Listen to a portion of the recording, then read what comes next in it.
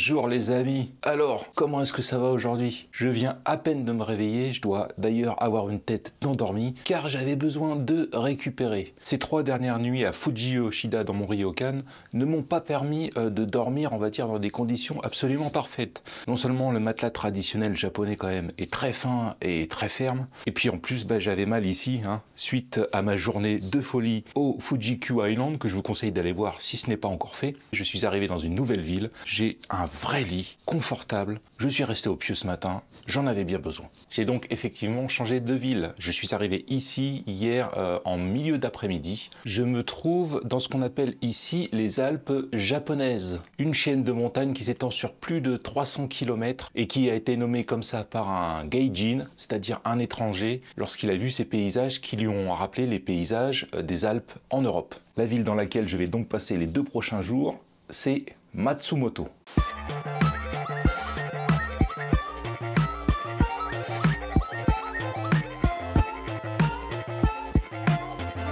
Une ville d'environ 250 000 habitants, nichée dans une vallée, la ville de Matsumoto est tristement célèbre ici au Japon. En effet, en 1994, la secte Aum a organisé un attentat au gaz sarin quelques mois avant l'attentat dans le métro de Tokyo. Cet attentat avait pour but d'éliminer des juges qui avaient mis leur nez dans les affaires de la secte, mais également de tester ce fameux gaz sarin que la secte fabriquait elle-même. 8 personnes sont mortes et plus de 500 ont été blessées par ce gaz neurotoxique. Le pire dans tout ça, c'est que 2 lettres anonymes ont été envoyées aux médias japonais quelques temps après l'attentat. Je vais vous lire ce qu'il y avait dans ces lettres. Matsumoto était vraiment une expérimentation. Le résultat de cette expérience, dans un espace découvert, 7 morts, plus de 200 blessés. Si le sarin est libéré dans un espace clos, disons dans un métro bondé, il est facile d'imaginer une catastrophe massive. Effectivement, ces lettres anticipaient ce qui allait se passer quelques mois plus tard dans le métro de Tokyo. Ce qui est incroyable, c'est que la secte Aum n'a pas été inquiétée durant ce laps de temps. Il aura fallu attendre le 2e attentat meurtrier de Tokyo pour que les membres de cette secte soient tous arrêtés. Je vous rassure, le reste de cette vidéo sera beaucoup plus joyeux. Mais je trouvais ça intéressant de vous parler de cette histoire, car moi, je n'avais qu'un souvenir de l'attentat du gaz sarin dans le métro de Tokyo. Mais en fait, il y en a eu un autre avant, et si la police japonaise avait bien fait son boulot, peut-être que le 2e attentat à Tokyo n'aurait pas eu lieu. Je trouvais cette histoire assez intéressante. J'ai un bus qui part dans un peu plus d'1 heure, je vais en profiter pour travailler un petit peu sur l'ordi. Ce qui est top ici, c'est que mon hôtel se trouve à 200 mètres de la gare. J'ai juste une rue à traverser et je suis à la gare de Matsumoto. Ça, vraiment, c'est topissime. Je vais prendre un bus dans 1 heure et on va prendre un peu de hauteur, aller dans les montagnes. Et puis on va aller faire une petite randonnée aujourd'hui. On se retrouve un peu plus tard. Pour l'instant, j'ai du boulot qui m'attend. À toutes.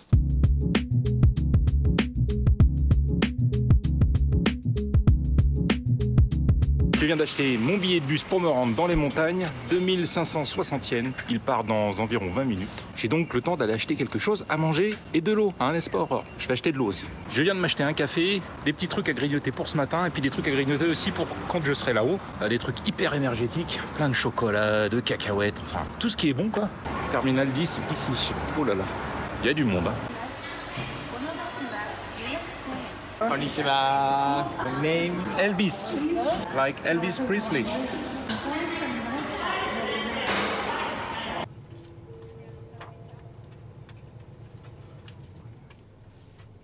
Lorsque j'ai acheté mon ticket de bus au terminal de bus, on m'a donné les horaires des retours. Donc une fois que vous êtes à Kamikochi, pour revenir, il y a à peu près un bus tous les 30 à 40 minutes. Jusqu'à 17h30. Néanmoins, vous aurez besoin d'acheter votre billet à l'avance. Ne vous y prenez pas au dernier moment, au moment où le bus part. Premier truc à faire une fois arrivé à Kamikochi, aller au comptoir des bus et acheter un ticket de retour pour Matsumoto. Je ne sais pas exactement pour combien de temps je vais en avoir, mais à mon avis, ça va être long. Je sais pas, peut-être 1h30, 2 heures, quelque chose comme ça. Vivement qu'on sorte de la ville et qu'on arrive dans les montagnes. Le petit sac au cas où vous auriez envie de vomir. Ça promet, la route risque d'être tortueuse.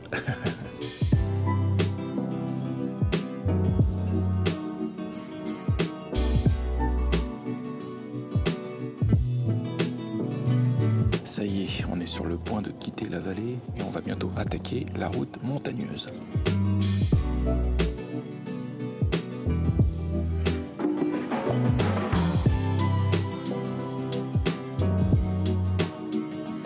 Qu'est-ce que j'aurais aimé faire cette route à moto, vous pouvez pas imaginer.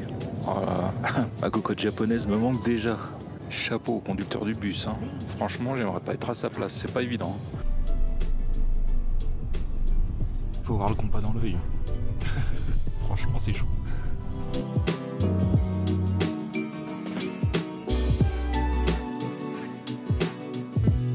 La route est sympa, mais ça commence à faire long là. Attention, on va bientôt rentrer dans un des nombreux tunnels qui parsèment la route ici. J'ai l'impression qu'on passe plus de temps dans les tunnels qu'à l'extérieur.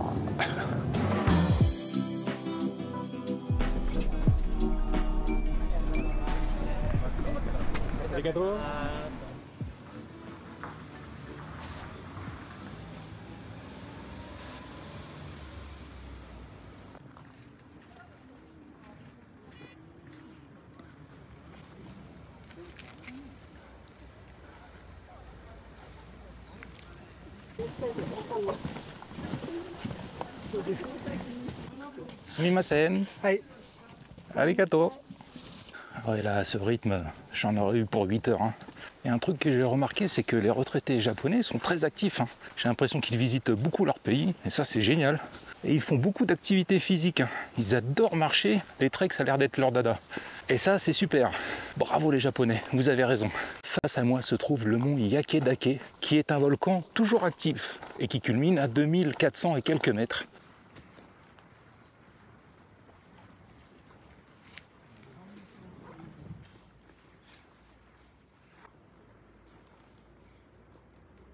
L'eau est complètement transparente, ouais, bah, c'est une eau de montagne, hein. C'est souvent le cas à la montagne. C'est magnifique. Bon, je regrette juste que ce soit nuageux aujourd'hui. Vous n'aurez pas les meilleures images possibles avec un temps couvert, malheureusement. Je viens de voir un panneau à l'entrée de la forêt qui disait de ne pas s'approcher d'un ours pour le prendre en photo ou pour avoir une meilleure vue de l'ours. En tout cas, c'était pas du tout mon intention. Ça me fait penser que je vais sortir ma clochette quand même. Parce que personne n'a mis sa clochette, c'est pas bien. Vous êtes pas sérieux les gars. Moi je vais la mettre. Et voilà. Je suis protégé, c'est mon talisman contre les ours. Ils ne peuvent rien me faire grâce à cette clochette magique. Et puis ceux qui sont devant moi devraient me remercier parce qu'en même temps je les protège. Je viens de voir un panneau qui indiquait que nous étions à 1500 mètres d'altitude. Ce qui n'est pas forcément très haut, mais en même temps les Alpes japonaises ne sont pas aussi hautes que les Alpes en Europe. D'ailleurs le plus haut sommet du Japon ne se trouve pas ici dans les Alpes japonaises, mais un peu plus au sud, où j'étais précédemment, car c'est le mont Fuji, qui est le plus haut sommet de tout le Japon. Birbel, ah il y a une grosse cloche là.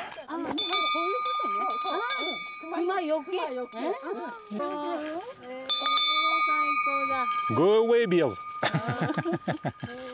Ah, la prochaine fois, je me prendrai une cloche comme ça. Celle-là, elle sonne vraiment, quoi. C'est ça que j'aurais dû prendre. C'est une cloche de vache, vous savez, me la mettre autour du cou.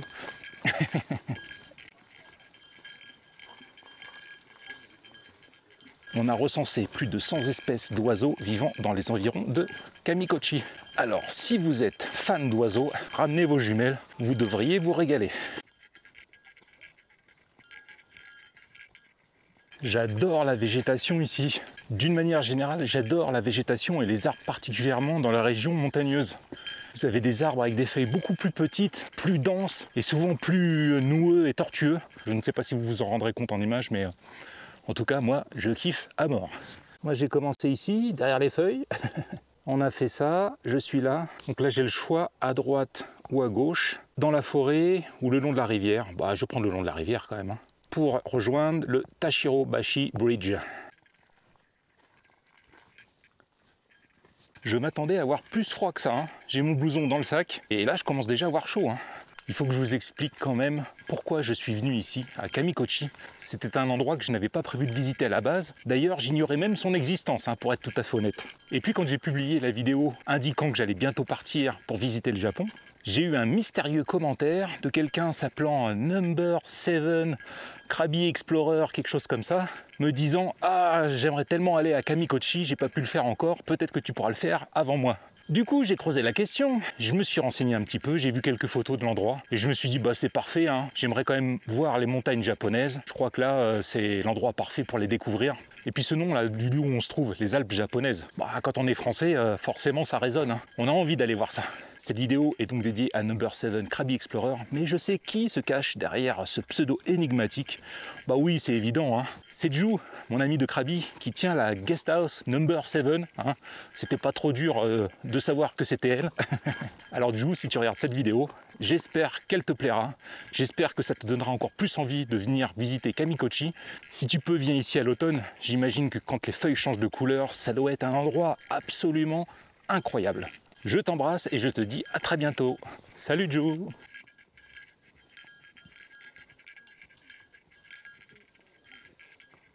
J'arrive dans une impasse, mais c'est pour voir la rivière qui coule juste à côté.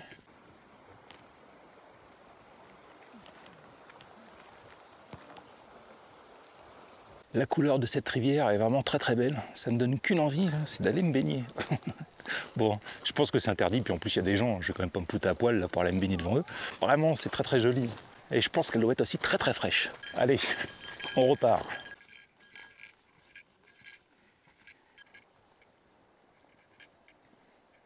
Jusqu'à présent, tout se passe bien. Le chemin est hyper bien balisé. Ceux qui se perdent ici, ils sont vraiment teubés, quoi. Hein. Je vois pas comment on peut se perdre en venant visiter Kamikochi. Hein.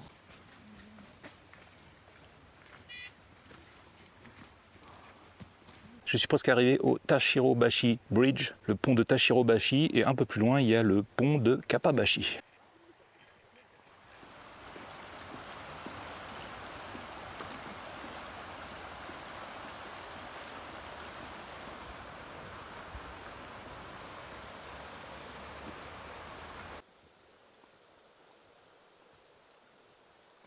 Je dois avouer que c'est très beau quand même ici. Hein. Sous le soleil, ça doit être magnifique. Mais déjà, sous les nuages, c'est très très beau.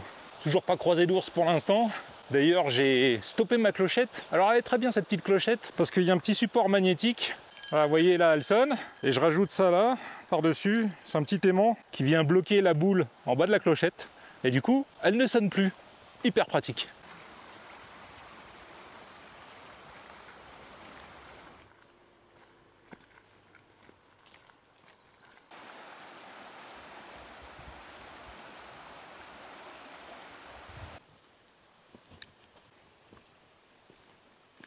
Derrière moi, une plaque commémorative à l'attention du révérend Walter Weston, auteur d'un ouvrage, L'exploration des Alpes japonaises. Apparemment, c'est lui qui a donné ce nom à cet endroit. Bien, on va essayer de revenir sans se mouiller les pieds. Ce serait bien. Prochaine étape, le pont de Kappabashi. Alors qu'est-ce qui se passe si vous voyez un ours? Vous ne prenez pas de photo, vous ne lui criez pas dessus, vous ne vous mettez pas à courir, vous reculez doucement en lui faisant toujours face. Je viens de voir le panneau, alors du coup, hein, j'ai remis en marche ma petite clochette, on ne sait jamais.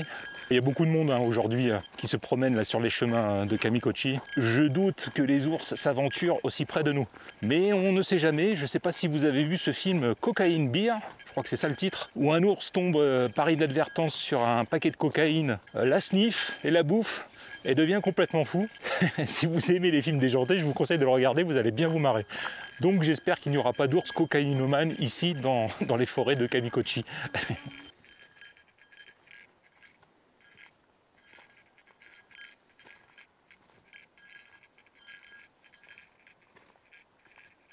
Je commence à voir la dalle, il va falloir que je fasse bientôt une petite pause. Hein.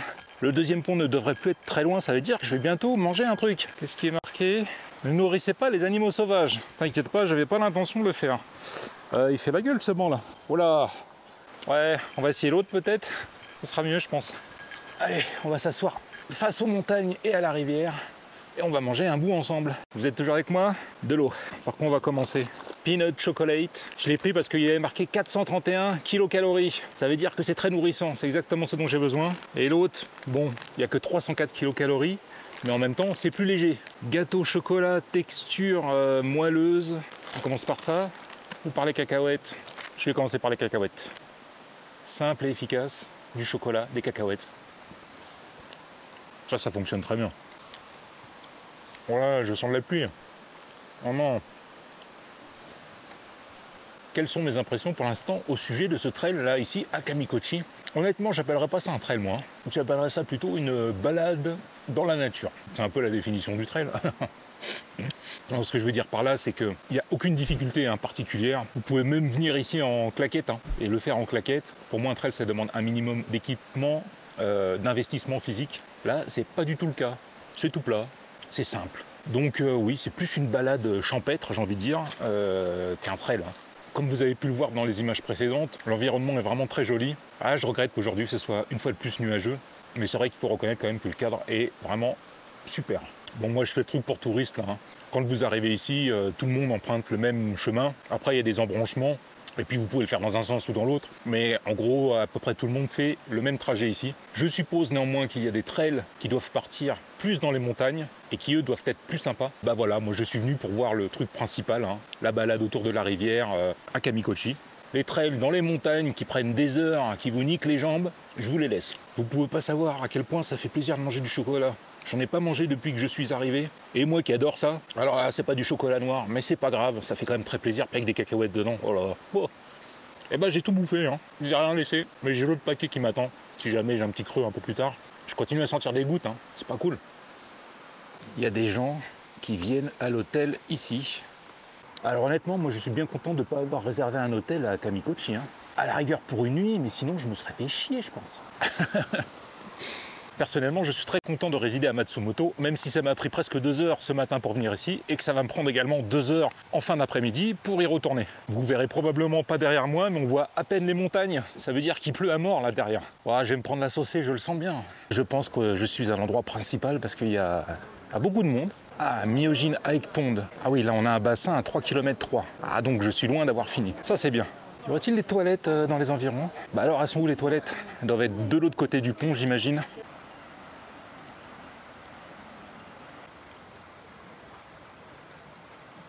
Le voici donc, le fameux pont de Kappabashi, qui est représenté sur un peu tout ce qui représente Kamikochi. On le voit sur des dessins, sur les souvenirs. Faut dire que la vue est sympa, hein. La rivière, les galets, le pont, la montagne derrière.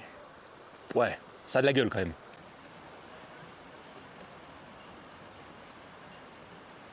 Je ne regrette absolument pas d'avoir fait tout ce trajet en bus pour venir ici.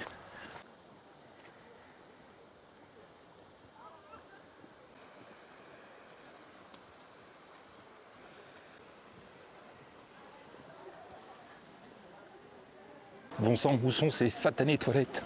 Oh là là, ça tombe là-bas. C'est pas bon, c'est pas bon. J'ai traversé le pont pour trouver les toilettes. Je suis revenu à mon point de départ. Et on va donc continuer le trail.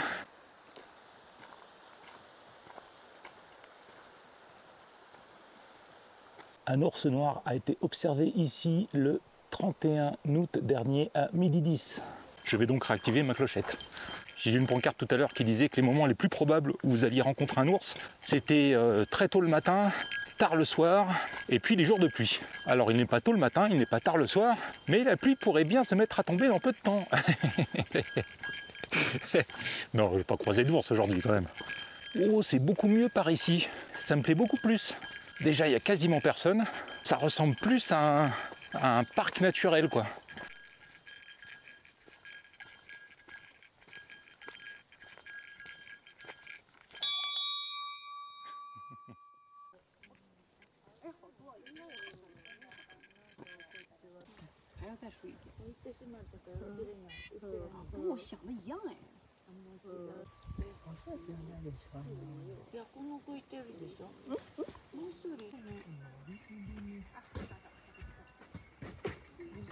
Konnichiwa.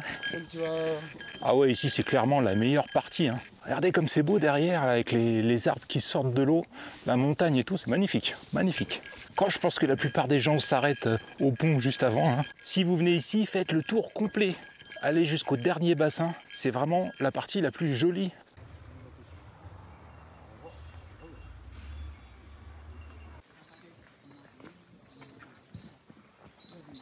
Ça y est, je suis enfin tout seul. J'attendais ce moment depuis que je suis arrivé. Elvis le sauvage, le solitaire, l'ours. En plein milieu de la forêt, entouré de grands arbres majestueux. Ah ouais, ça c'est bon, ça j'aime.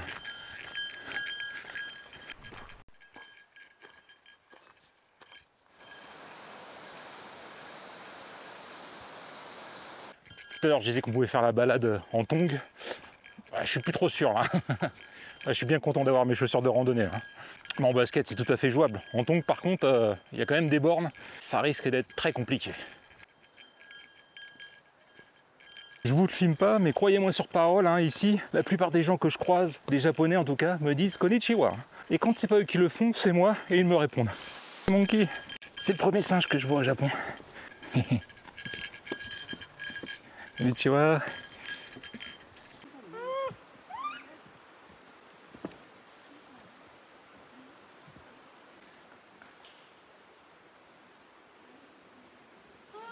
C'est trop bien d'être tombé sur des singes. Ça me fait vraiment plaisir. Vous avez entendu en plus les cris qui poussent. C'est pas du tout comme les singes de Thaïlande, hein. Très différent. Il me reste juste à croiser un ours et je suis refait pour la journée là, ça c'est clair.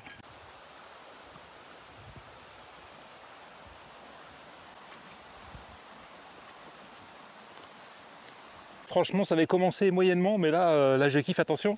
Petit singe, petit singe. Oh là là, ils sont trop mignons les tout petits. On dirait des kikis géants.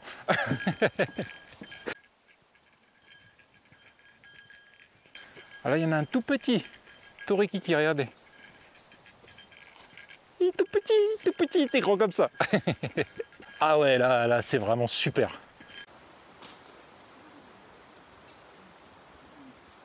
C'est génial. Allez hop, il est parti faire son tour. Jouer avec son pote. Ah, super.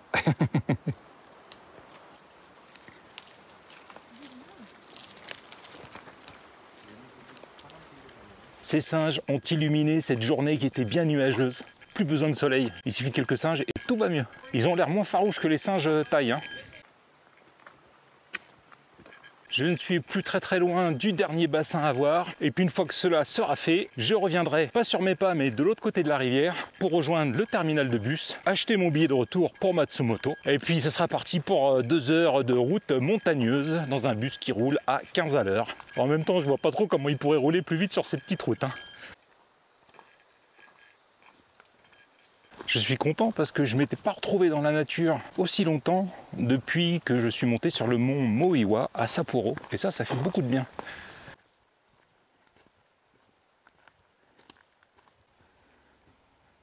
Cette portion du trail me fait beaucoup penser à certains trails qu'on peut faire en Thaïlande lorsqu'on passe dans des espèces de marécages. Évidemment, la végétation n'est pas la même, mais ça y ressemble un petit peu, avec 15 degrés de moins par contre.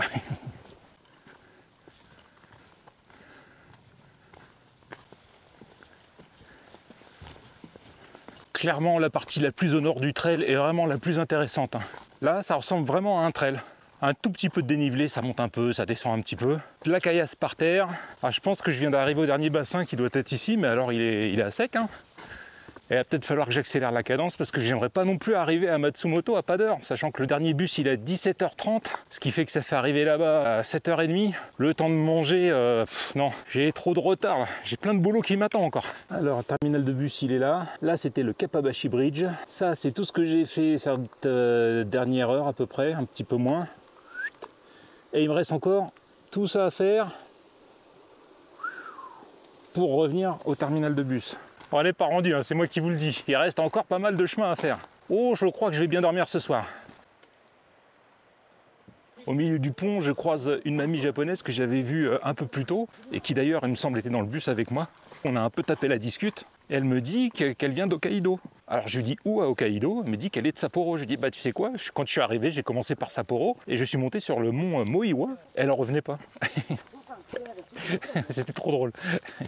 Une dame très gentille qui, je pense, essayait peut-être de pratiquer un petit peu son anglais. C'est par là que je vais, moi. 3 km encore.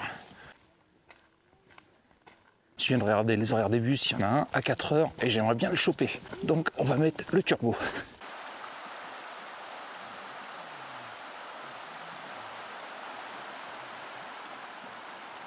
C'est vachement beau là, la vue sur la montagne. Malheureusement, l'action cam elle a du mal là, avec le contre-jour, mais c'est super joli. Je sens la lassitude arriver. Le moment où je commence à me dire, ça serait bien que j'arrive.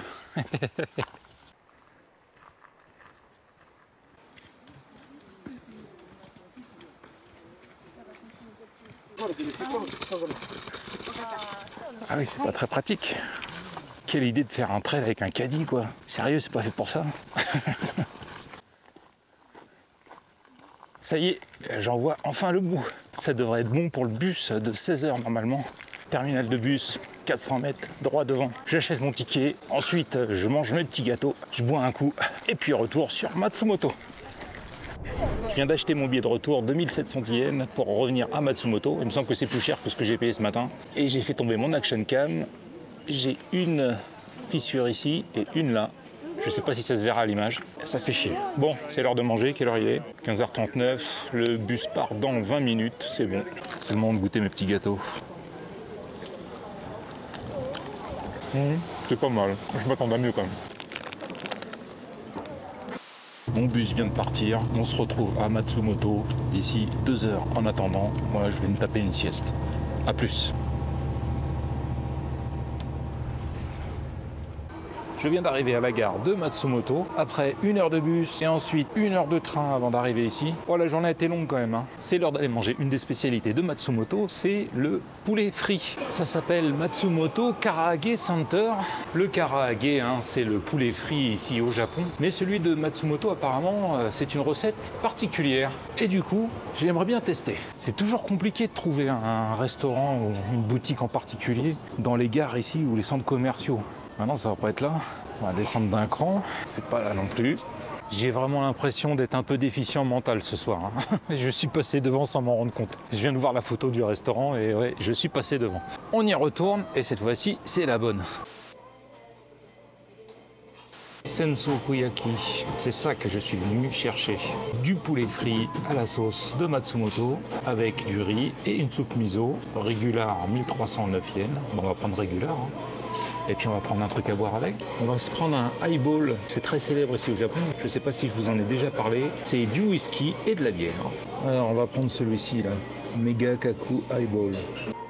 Je pense que si vous aimez le poulet frit, ici, vous serez bien servi. J'ai vu passer une assiette tout à l'heure, elles ont l'air balèzes. Oh oui.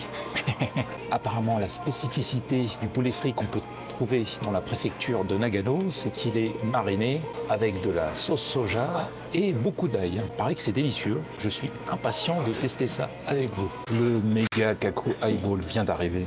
Ça va être dur de faire le montage ce soir. Il fait soif, vous trouvez pas? Allez, santé. J'en ai déjà bu depuis que je suis arrivé ici. J'aime pas trop le whisky à la base, mais là, je sais pas. Dilué dans la bière, je trouve que c'est pas mal. Ce qui est bien dans les restaurants japonais, c'est qu'il y a souvent des tables qui sont réservées aux personnes seules comme moi. J'ai mon petit comptoir, j'ai personne face à moi. Je suis très bien installé pour manger tranquillement de mon côté. Je viens de traduire les étiquettes qui sont collées sur les sauces. Google Trad m'a dit que c'était de la sauce. Alors là, heureusement qu'il est là pour me dire que c'était de la sauce, hein. Et ça, c'est du jus de citron obligatoire pour les poulets frits. Au Japon, on met toujours du jus de citron dessus.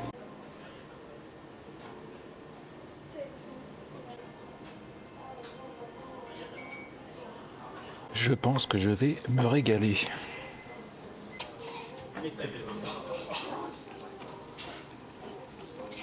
Effectivement, on sent bien l'ail. Par contre, je pense quand même qu'avec du jus de citron, ce sera meilleur.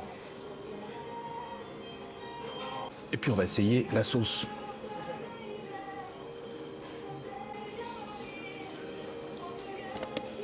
C'est de la sauce teriyaki. Je m'en doutais un peu, mais maintenant j'en suis sûr. Eh bien écoutez, c'est très bon, mais ça reste du poulet frit, hein. Je ne lui trouve rien de particulier.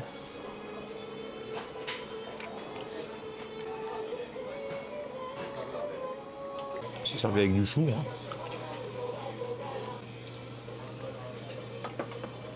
Bon, ça vous connaissez, hein. Petite soupe miso, classique. Et bien après avoir crapahuté pendant plus de 3 heures à Kamikochi, ça fait vraiment plaisir de manger, hein. Regardez-moi ce morceau de poulet. Il faut quand même reconnaître quelque chose, c'est que la panure est extrêmement croustillante. Ça, c'est très bon. Nous voici partis pour le tout dernier morceau de poulet. Regardez-moi la taille de ce morceau de poulet. Un dernier morceau pour la route. Plateau terminé, il ne reste rien à manger. Quelle note mettons à ce restaurant de poulet frit, spécialité de Matsumoto. Eh bien écoutez, j'ai bien mangé, c'était très bon, c'était très bien servi, beaucoup de poulet, mais pour être tout à fait honnête, je m'attendais à quelque chose d'un peu plus exceptionnel. Ce n'est pas le cas, donc ça sera uniquement un B.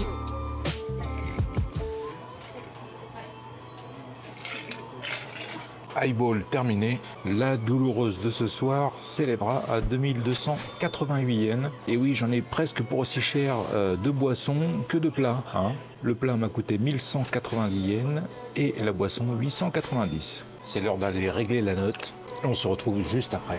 Ce méga kaku highball m'a bien détendu comme il faut. Hein. Je sais pas combien ils mettent de whisky dedans, mais à mon avis, ce n'est pas quelques gouttes.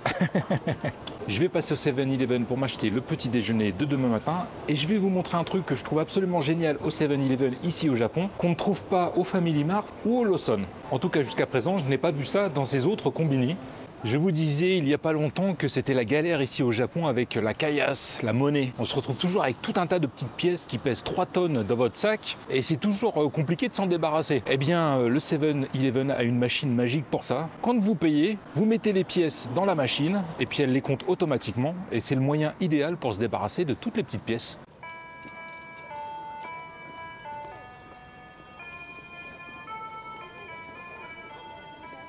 Pour ceux qui me suivent sur Instagram, vous avez déjà entendu cette petite musique. C'est ici à Matsumoto que j'ai entendu ce feu avec cette musique. J'avais jamais entendu ça auparavant. Franchement, c'est génial, j'adore. J'aimerais bien que tous les feux soient comme ça. Pour demain matin, je n'ai pas de café. Et puis un pour ce soir. Un black sans sucre, c'est très bien. C'est ici que je me fournis pour mes petits déjeuners. Pas qu'ici, hein, au Family Mart également et au Lawson. Qu'est-ce qu'on va prendre pour demain matin? Tiens, j'essaierai bien un truc que j'ai jamais goûté encore. Ah, ça c'est bon. J'ai déjà testé, mais j'ai envie d'en reprendre. C'est pas grave. Melon pan sticks. Oh bah tiens, on va essayer ça. Gâteau au chocolat. Jamais fait. Konbawa.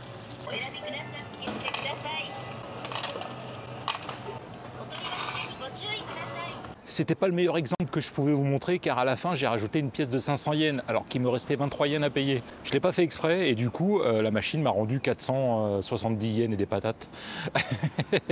En gros, vous faites le tri, vous mettez d'un côté les pièces de 100 yens et 500 yens, de l'autre toutes les petites pièces et quand vous allez payer au 7-Eleven, vous utilisez le paquet avec les petites pièces, vous balancez ça dans la machine, elle compte pour vous. Franchement, c'est génial et j'ai pas trouvé ça encore ni au Lawson ni au Family Mart. Donc là-dessus 7-Eleven, ils sont meilleurs, hein, ça c'est clair. Il est 7 h, l'heure pour moi de rentrer à mon hôtel. J'espère que cette vidéo vous a plu. Personnellement, j'ai passé une excellente journée à Kamikochi, mais je n'y serais pas resté 2 jours, ça c'est sûr. Une journée, ça suffit amplement pour faire le tour, se balader, faire le trail. C'est sympa, on a vraiment de magnifiques vues, de magnifiques paysages, les montagnes et tout ça. Je dois avouer que les 2 heures de transport pour y aller, les 2 heures de transport pour revenir, ça calme un peu quand même. Le moment de nous quitter est venu. Il est temps pour moi de vous souhaiter une bonne journée, une bonne soirée ou une bonne nuit et de vous dire à très bientôt pour une prochaine vidéo au Japon. Salut!